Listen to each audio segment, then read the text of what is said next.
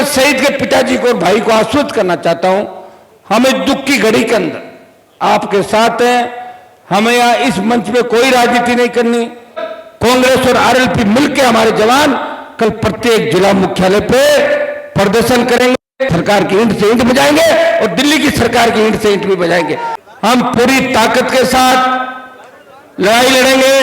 24 घंटे के अंदर अंदर आपका सुबह तक आ जाएगा, शहीद का दर्जा मिल गया। तो भाई मैं आपको भी यही कहना कि हमारे इस भाई को न्याय दिलाने के लिए हम पूरी ताकत के साथ लड़ाई लड़ेंगे।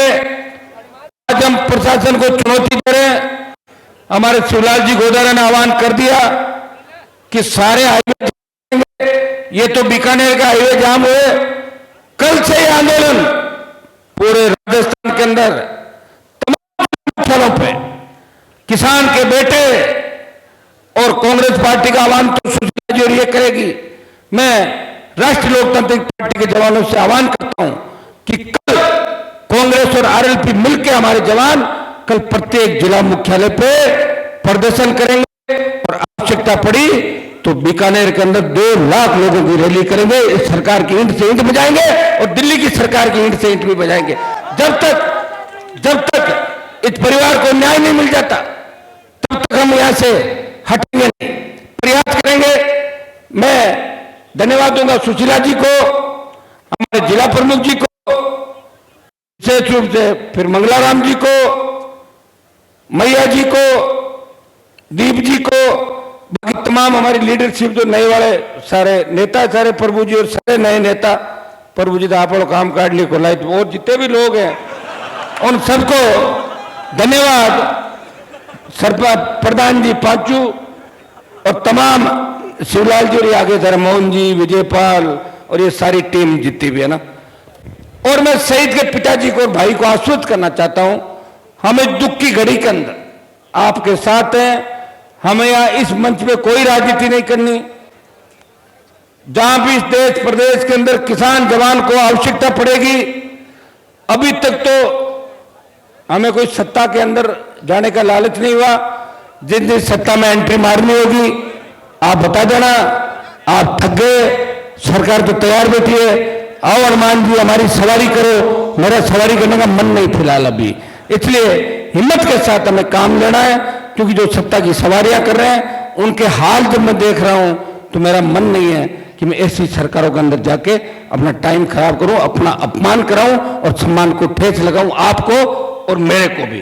क्योंकि हमारे जो लोग हैं, अगर एक बयान एक साथ मिलके कांग्रेस बीजेपी के अंदर बैठे लोग राजस्थान में एक बयान एक साथ दे दे कि ठीक नहीं है, हम कल शहीद स्मारक पर धरना देंगे, 24 घंटे के अंदर अंदर आपका सुबह तक आ जाएगा, शहीद का दर्जा मिल गया। लेकिन दम नहीं हमारे नेताओं के अंदर।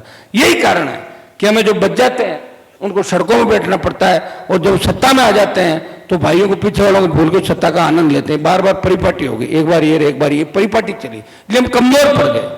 लड़ना भी देखो अब आप लोग, मुझे तो याद है जब मैं कॉलेज में पढ़ा करता था, बीकानेर के छात्र करते थे छात्र आंदोलन, बीकानेर के छात्रों का आंदोलन, जो हमेशा सड़कों पर लड़ाई लड़ते थे।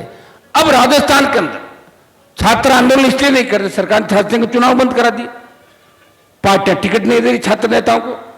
हमारे शिव जी कितने साल से संघर्ष कर रहे हैं बताओ आप? हंस कह रहे हो शिव जी? अरे मैं कह रहा हूं कब नाम सुनते शिव जी तो मेरे लगभग ही होंगे, क्या छोटा मारूं है? अच्छा ठीक, मान लिया। मतलब बच्चे फिर मेहनत करते हैं, झंडे लेके घूमते हैं, जब उनको मिलता है कि लगता है टिकट तो मिल नहीं रहा है तो फिर क्यों खराब हो, इससे ज्यादा तो बिजनेस कर लें भाई, आराम से जिंदगी तो जिए। और फिर कई लोग ये भी कहते हैं कि क्या करोगे, अरमान घूम रहा फालतू में, ऐसे ही घूमोगे, तो डरते ही लोग राजनीति नहीं करते, भाई खराब ही होना। मंगलजीत फेरी राज में रहेगा 2-3 बार